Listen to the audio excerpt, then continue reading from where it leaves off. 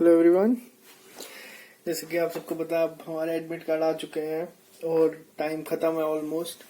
तो काफी लोगों को अब डाउट आ रहे हैं कि अब हम क्या करें। काफी लोग ऐसे हैं जिन्होंने सब अच्छे से प्रिपेयर किया फिर भी वो पैनिक हो रहे हैं। कई ऐसे लोग हैं जो अभी अपनी प्रिपरेशन स्टार्ट कर रहे हैं। तो मैं सबको ये बोलूंगा कि सबसे पहले आपको जो करनी होगी चीज वो होगा रिलैक्स। जितना हो सकते हो आप उतना कर लें, क्योंकि एग्जाम है, कोई बात नहीं। माना मैंने काफी लोग काफी टाइम से प्रिपेयर कर रहे हैं, लेकिन at the end of the day ये है सिर्फ एक एग्जाम है। ये आपका पहला एग्जाम नहीं होगा और ये आपका लास्ट एग्जाम नहीं होगा। तो इसको एग्जाम की तरह ही लें। इसको इतना ज्यादा पैनिक होने की कोई जरूरत नहीं है। मैं आपको बता रहा हूँ, लास्ट के 7 दिन मैंने बोला है, आज 12 है। आई होप आज ही आपको ये वीडियो मिल जाए। 19 फेब मैंने 20 को काउंट नहीं किया। क्यों नहीं किया मैं आपको इस वीडियो के एंड में बताऊंगा कि क्या करना है हमें इन दिनों में। सबसे पहले मैं आपको आज इस वीडियो में हम सिर्फ बात करेंगे, थोड़े से इंपॉर्टेंट टॉपिक्स रहते हैं वो हम कर लेंगे कवर। अब हम बात करते हैं कि हमने जब ये स्टार्ट किया था अपना 9 जैन को, तो तब से लेके अभी तक हम क्या क्या कर चुके हैं। अभी तक हम अपना इतना सिलेबस कवर कर चुके हैं। रीजनिंग से हमने इनइक्वालिटी करी है, blood relation, syllogism, direction, order ranking, puzzle, floor और सिटिंग। पजल हमारी सर्कुलर पेंडिंग है। मुझे सब पता है कि हमारा क्या क्या रहता है, वो मैं अब आगे डिस्कस करूंगा। अल्फान्यूमेरिक सीरीज, कोडिंग डिकोडिंग, पुराना पैटर्न और नया पैटर्न किस तरह से आता है वो, 6 नंबर बेस्ड क्वेश्चंस और इनपुट आउटपुट। हमारा ऑलमोस्ट रीजनिंग कवर है। जिसने वीडियोस ध्यान से पढ़ी हैं, जो भी वीडियोस को के साथ प्रैक्टिस करता रहा, वो आराम से 25 प्लस तो मॉक में लेके आ ही रहा होगा इस टाइम पे, इतनी मैं गारंटी दे सकता हूँ। क्वांट सेक्शन की अगर हम बात करें, क्वांट सेक्शन में हमने quadratic equation, approximation, number series, tabular और pie chart, DI, data interpretation, average, time distance में हमने basic formula based, relative speed based, boat and stream ये कर लिया है, सिंपल इंटरेस्ट और कंपाउंड इंटरेस्ट कर लिया है। और इंग्लिश में हमने स्ट्रेटेजी करी थी कि रीडिंग कम्प्रीहेंशन किस तरह से करना है, सेंटेंस रीअरेंजमेंट और क्लोज टेस्ट। इसमें थोड़े से 1-2 टॉपिक इंपॉर्टेंट है, वो मैं आपको करवा दूंगा। तो अभी तक ओवरऑल हम अपना, अगर हम ध्यान से देखें, 30, 20, 50 और ये 67 मार्क्स का कर चुके हैं कि आप एटलीस्ट इतना अटेम्प्ट कर सकते हैं एग्जाम में, अगर आपने सही तरीके से तैयारी करी है। जिन्होंने नहीं करी उनको भी मैं बताऊंगा किस तरह से। अब हम बात करते हैं अपने जो 7 दिन हमारे रह गए हैं उनके बारे में।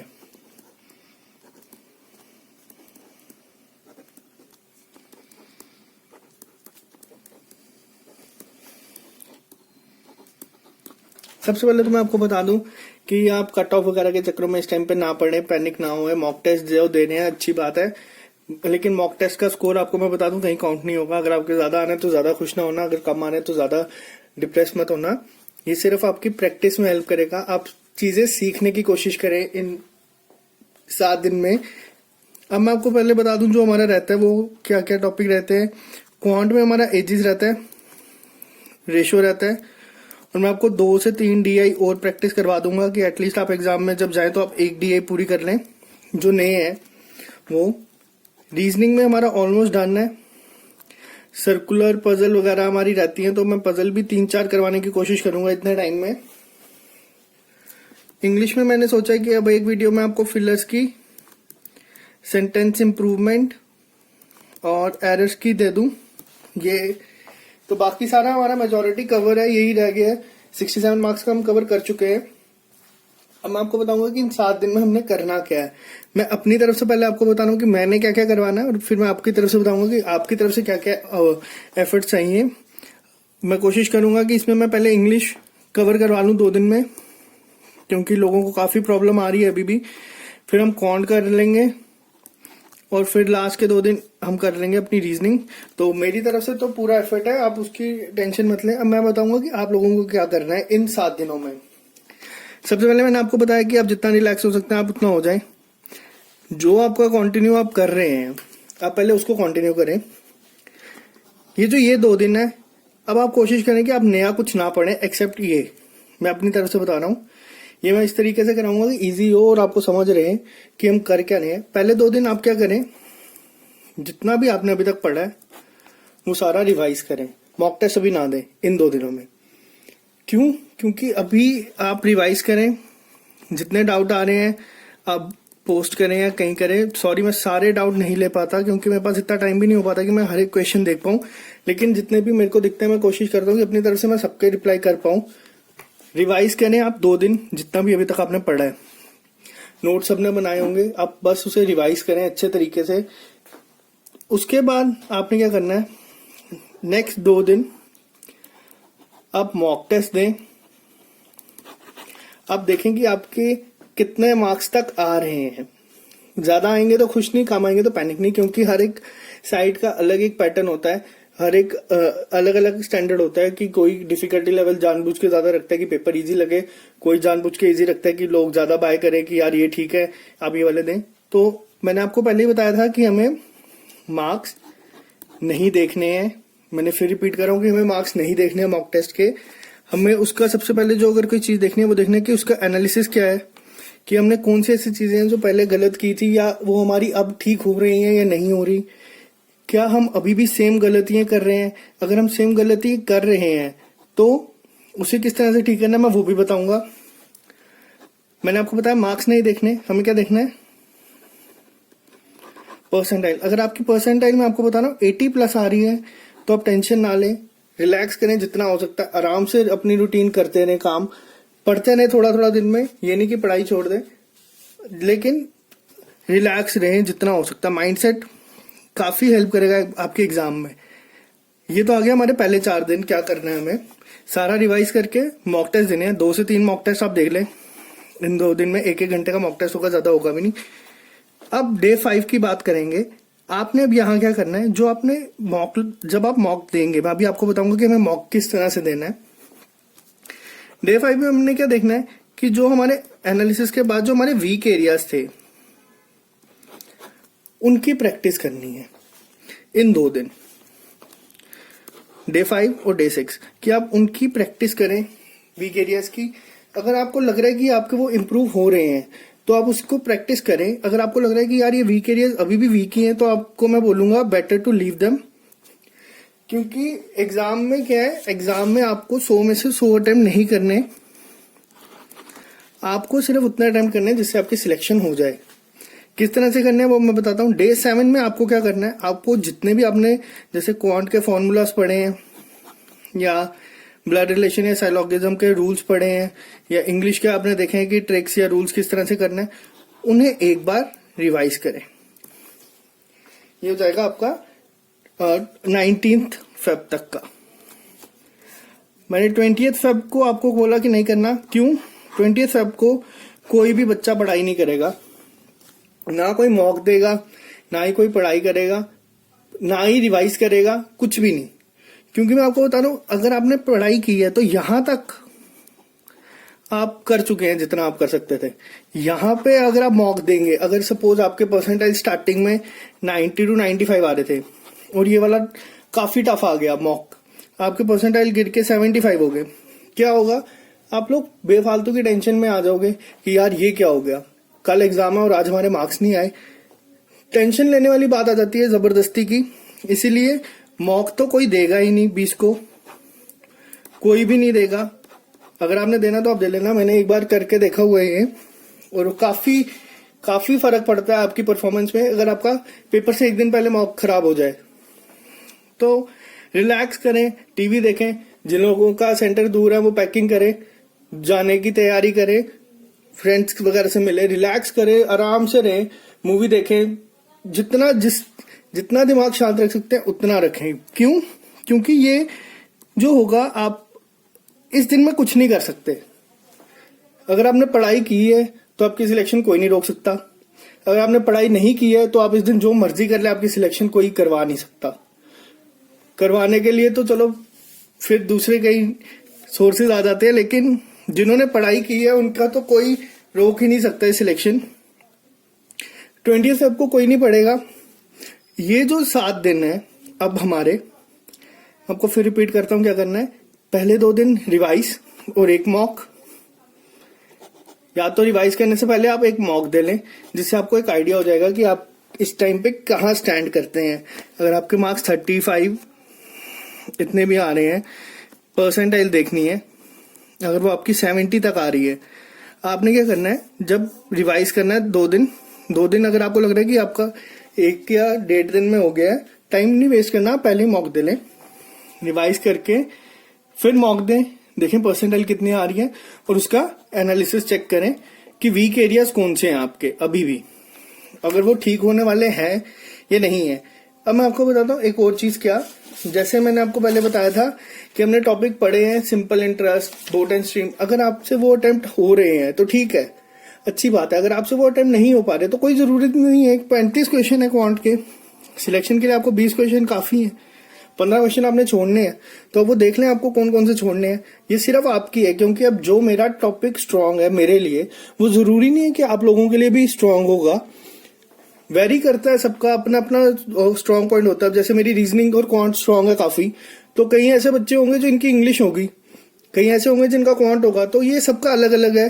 अटेम्प्ट करने की सबकी स्ट्रेटेजी अलग अलग है। फिलहाल अब तो हम बात करते हैं अगली, ये तो हमने बात कर ली 7 दिन की। अब बात आती है मॉक टेस्ट। काफी टाइम से लोग कह रहे थे मॉक टेस्ट कैसे दें, तो मैंने कहा सही टाइम आने पे मैं आपको बताऊंगा कि किस तरह से मॉक टेस्ट देना है। देखो, पहले होता था हमारे पास 60 मिनट, सेक्शन होती थी English, quant, reasoning. Ideal strategy थी 12 मिनट इंग्लिश, 22 मिनट रीजनिंग और बाकी के 26 मिनट क्वांट। ये होती थी पहले की स्ट्रेटेजी, जब हमारे पास 60 मिनट का टोटल टाइम होता था। लोग करते थे 20 से 25 अटेम्प्ट रीजनिंग के, 20 से 25 अटेम्प्ट क्वांट के और 20 से 22 अटेम्प्ट इंग्लिश के। मतलब 60 to 65 तक सेफ अटेम्प्ट हम मान लेते थे। और जिन्होंने जेके बैंक 2015 दिया था, मैंने नहीं दिया, मैंने 16 में ग्रेजुएट हुआ, मगर मेरे भाई ने दिया था, उसने भी 65 प्लस अटेम्प्ट किए थे। मेरे भाई का रैंक LIC में स्टेट टॉपर था, अकेला वही सिलेक्ट हुआ था। तो उसने मुझे बताया था कि इतने अटेम्प्ट करना सफिशिएंट थे उस टाइम पर। फर्क क्या था वो मैं आपको बताता हूँ। अब मैं आपको काफी सारे आपके डाउट क्लियर करूंगा। वीडियो मॉक टेस्ट किस तरह से देने, उससे पहले लोग कह रहे हैं कि IBPS क्लर्क वगैरह में जो भी J&K का एग्जाम हुआ है 72 कट गया है, NIACL में 90 कट गया है असिस्टेंट में, NIACL AO का मेरे को पता नहीं, मगर मैं 84 करके आउट हुआ हूं उसमें, इसका कट अभी तक आया नहीं है। मैं आपको बता रहा हूं फर्क क्या है। फर्क ये है कि यहाँ पे वैकेंसीज थी, IBPS में थी 20 से 22, 25, मेरे टाइम पे लास्ट टाइम तो 76 कट था। AO की थी 3 और इसकी थी 137 ऑल ओवर इंडिया, इसलिए इनका कट गया काफी ज्यादा। अब आप लोग compete कर रहे हैं J&K में एक दूसरे के साथ ही।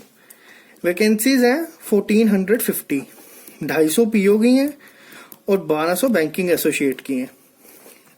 एस्पिरेंट हम रफ आइडिया लगा के चलते हैं, अगर मैं आपको बोल देता हूं वो 1 लाख है। इस 1 लाख में से 50,000 ऐसे हैं जिसने सिर्फ फॉर्म फिल किए, एग्जाम देने जाएगा या नहीं उसे खुद नहीं पता, प्रिपेयर तो दूर की बात है। बचा 50,000। इस 50,000 में से 5,000 ऐसे हैं जो सीरियस है। बाकी जो 45,000 है वो या तो ऑलरेडी वर्किंग है कहीं ना कहीं और उनको चाहिए कि एक बेटर ऑप्शन मिल जाए, अपॉर्चुनिटी, तो वो लोग 1-2 महीने से पढ़ रहे हैं। मगर जो ये है ये भी मैंने आपको काफी ज्यादा बता दी है। रफ आइडिया लगा के चलो तो वो 2000 के करीब ही हैं जो सीरियस एस्पिरेंट है, जो 1-2 साल से पढ़ रहे हैं इस जेके बैंक के बाद। जेके बैंक जब भी होता है वो स्टेट का सारा कंपटीशन खत्म कर देता है, सारा कंपटीशन खत्म हो जाता है, क्योंकि जो डिजर्विंग कैंडिडेट्स होंगे 1450 वो निकल जाएंगे। तो लेकिन अभी आपको मैं बता दूं IBPS क्लर्क में आपको मैं बताता हूं कि रफ आइडिया अगर मैं बताऊं अप्रोक्सीमेट 500 लोग अगर आप मान के चलें कि J&K से सिलेक्ट हुए हैं मेंस के लिए या जिन्होंने मेंस दिया है, वो कंपटीशन तो है ही है। वो कंपटीशन ये 250 भी लेगा और वो 1200 भी लेगा, लेकिन उसके बाद जो हमारे पास 700 से 800 पोस्ट बचती हैं, उस पे जो बच्चे आएंगे वो वही आएंगे जिन्होंने लास्ट 2 से 3 महीने या अभी ये 40 डेज प्लान सीरियस होकर काफी पढ़ा होगा। और मैं आपको बता रहा हूँ कि कोई बड़ी बात नहीं है जेके बैंक एग्जाम में 700 से 800 बच्चों के बीच में आना, अगर आपने पढ़ाई की है तो। अगर आप मॉक में, मैं आपको बता रहा हूँ, 35 से 40 मार्क्स भी लेके आ रहे हैं, मॉक का लेवल काफी हाई है, आपकी सिलेक्शन होने के चांसेस 100% अभी भी हैं, क्योंकि मॉक टफ आता है, कभी कभार इजी आ जाता है। तो ये सब चीजें काफी वेरी करती हैं, लेकिन सबसे बड़ी बात यह है कि 1450 वैकेंसीज बहुत बहुत बहुत बड़ा नंबर है। इसमें फॉल करना कोई बड़ी बात नहीं है, सिलेक्शन होना कोई बड़ी बात नहीं है। बस आप खुद पे अपना इतना रखें कि अगर आपने पढ़ा है, सीरियस होकर पढ़ा है, तो आपकी सिलेक्शन होगी। अगर आपने सीरियस होकर अभी थोड़े टाइम पहले, 40 दिन या 1-2 महीने पहले स्टार्ट किया है, तब भी आपकी सिलेक्शन होगी। इतना आपको अपने दिमाग में रखना है। जितने भी डाउट आ रहे हैं कि यार इतना पढ़ लिया है, नहीं हो रहा, अब मॉक में कम आ रहे हैं, वो सब भूल जाओ। अब बात करते हैं अपने मॉक टेस्ट की। अब तो सारा सीन ही खत्म है कि किस स्ट्रेटेजी से देना है। कोई लोग कहते थे पहले इंग्लिश करो, फिर क्वांट करो, फिर रीजनिंग करो, कोई क्वांट से स्टार्ट करता था। अब स्टार्ट करेंगे सब इंग्लिश से। पेपर का लेवल मैंने आपको बताया इजी होगा, आराम से अटेम्प्ट करना जितना भी होगा। इंग्लिश के अटेम्प्ट करने की कोशिश करना, लेकिन एक्यूरेसी के साथ। अगर आपकी एक्यूरेसी नहीं है इंग्लिश में, तो कभी कभार आपके नेगेटिव में भी जा सकते हैं मार्क्स। और इंग्लिश एक ऐसी सेक्शन है, मैं आपको बता रहा हूँ कि अगर आप 25-25 या 30-30 भी करके आएंगे, तब भी आपकी सिलेक्शन रोक देगी। इसका सेक्शनल कट ऑफ क्लियर करना कभी कभार मुश्किल हो जाता है अगर आप तुक्के मार के आएंगे एग्जाम में। तो इंग्लिश में एक्यूरेसी का कोई बता नहीं सकता, लेकिन एटलीस्ट आपको इतना तो पता होगा 5-10 क्वेश्चन में कि जो आप कर रहे हैं वो सही होंगे।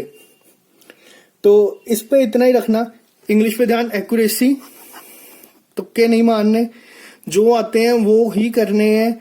ये जो आपको लगता है कि यार हाँ ये तो ठीक है, अगर आपको नहीं आता तो आप सीधा रीडिंग कम्प्रीहेंशन चले जाएं, 7 मार्क्स तो वहीं से ले आओगे आराम से पढ़ के। 20 मिनट लगा लो, सेक्शनल कट ऑफ 3-4 आएगा, तो आप आराम से ये रीडिंग कम्प्रीहेंशन कर लोगे। क्वांट में क्वेश्चन आपको मैं बता रहा हूँ, इसमें सबसे इंपॉर्टेंट होगा सिलेक्शन ऑफ क्वेश्चन। अब बताने को मैं अपने लेवल के बता सकता हूँ कि मेरे को क्या क्या इजी लगते हैं, मैं वो ही अटेम्प्ट करूंगा, या मेरे को जो जो टफ लगते हैं मैं वो नहीं करूंगा। लेकिन ये गलत हो जाएगा अगर मैं आपको बताऊंगा। क्यों? क्योंकि मैंने आप सबको पहले बताया कि सबका अपना अपना एक लेवल है, सबका अपना अपना एक कंफर्ट जोन है, सबको अपना अपना पता है कि उनके लिए इजी क्या है और उनके लिए टफ क्या है। अगर मैं बोल दूं कि यार मेरे को सिंपल इंटरेस्ट काफी इजी लगता है, तो ये सारे ही अटेम्प्ट करके आना। एग्जाम में क्वेश्चन टफ आ गया, मैंने अटेम्प्ट कर दिया, आप लोग इस पे 2 से 2.5 मिनट वेस्ट कर दोगे, इसका लेकिन फायदा कुछ नहीं होगा। तो इसीलिए मैंने आपको क्वांट में सिर्फ ये बताया कि क्वांट में इंपॉर्टेंट क्या होगा, सिलेक्शन ऑफ क्वेश्चन। अगर आप किसी पे आपको लग रहा है कि टाइम वेस्ट हो रहा है, आपने उसकी काफी प्रैक्टिस करी है, आपने उस पर कम से कम 200-250 क्वेश्चन सॉल्व किए हैं, बात ईगो पे नहीं लेना, आप उसको स्किप कर देना अगर आपसे वो एक अटेम्प्ट में नहीं बना। ये मैं क्वांट सेक्शन का स्पेशली बार बार बोल रहा हूँ, क्योंकि क्वांट में कई बार होता है कि बच्चे दिल पे ले लेते हैं कि यार ये मेरे से क्यों नहीं हो रहा, मैंने तो ये किया हुआ है। 1-1.5 मिनट लगाएंगे, 2 मिनट बाद हो जाएगा। लेकिन जितनी देर में आप 2 मिनट में एक क्वेश्चन करोगे इसका, कोई बंदे ने अगर सही सिलेक्शन की होगी क्वेश्चन की, वो 2 मिनट में 4 क्वेश्चन करके आपसे 3 मार्क्स की लीड ले लेगा। तो इसका आपको एक ध्यान रखना है दिमाग में कि क्वांट सेक्शन को किस तरह से करना है। बात आई रीजनिंग की।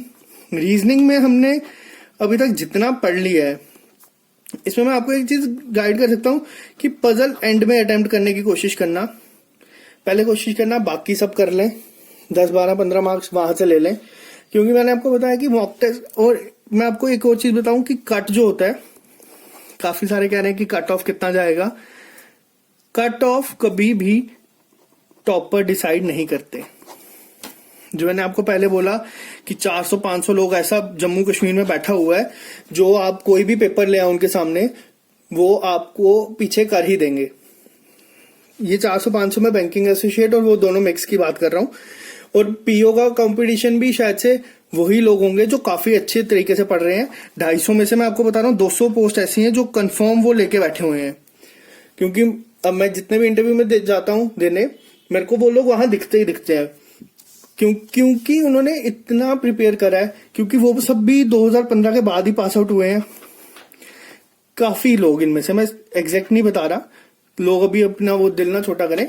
2015 से लेके मैंने उनको अपने साथ ग्रो करते देखा है कि अगर आज मैं आपको ये ट्रिक्स बता रहा हूं तो उन्हें भी ये ट्रिक्स पता होंगी। क्यों? क्योंकि उन्होंने भी क्या देखा है, फेलियर। जो लोग अभी थोड़े दिन टाइम पहले पास आउट हुए हैं उनके लिए तो ये गोल्डन अपॉर्चुनिटी है जेके बैंक।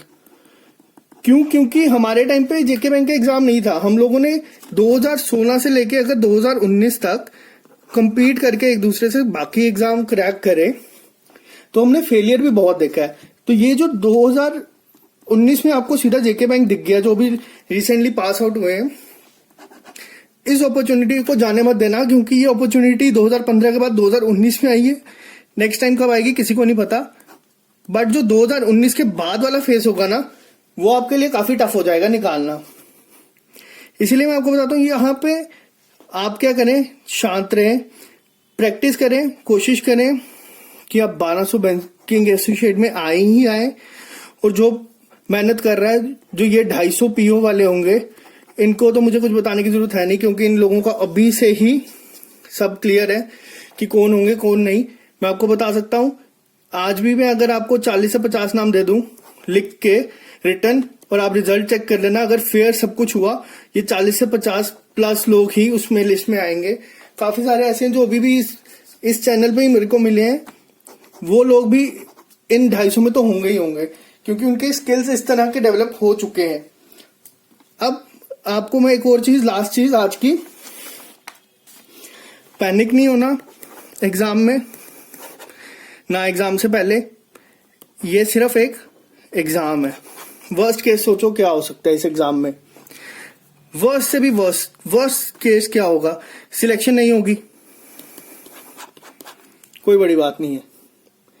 मैं अगर आपको किसी दिन एक वीडियो में अपना बताऊंगा कि मैंने कौन कौन से एग्जाम दिए हैं और मेरी सिलेक्शन कितने कितने पॉइंट से रही है, और उसके बाद भी मैं एग्जाम देने जा रहा हूं, सिलेक्शन चलो जिनमें हुई तो हुई, जिनमें नहीं हुई वो सिलेक्शन मेरी 0.12 मार्क्स से सिलेक्शन फाइनल रही है मेरी।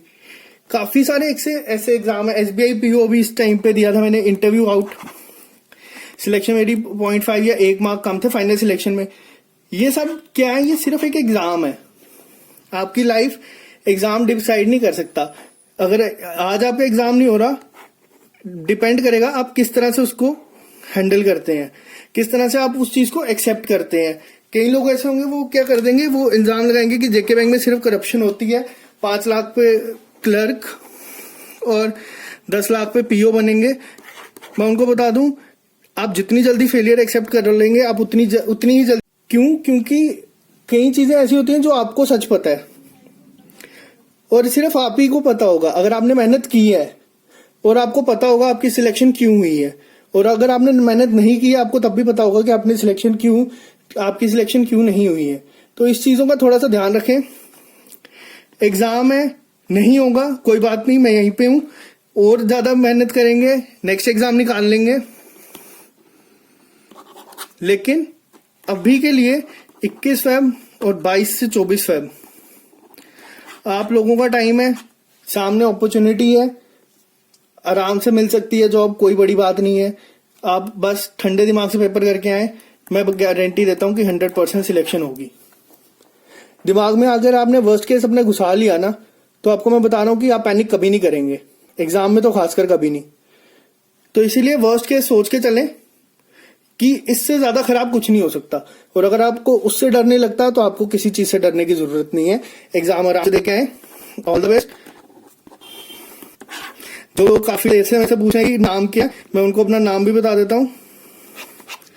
तो आज के रहते हैं, मिलते हैं नेक्स्ट वीडियो में। जो हमारे थोड़े टॉपिक पेंडिंग है वो कवर करेंगे। तो गाइस आज के लिए इतना ही।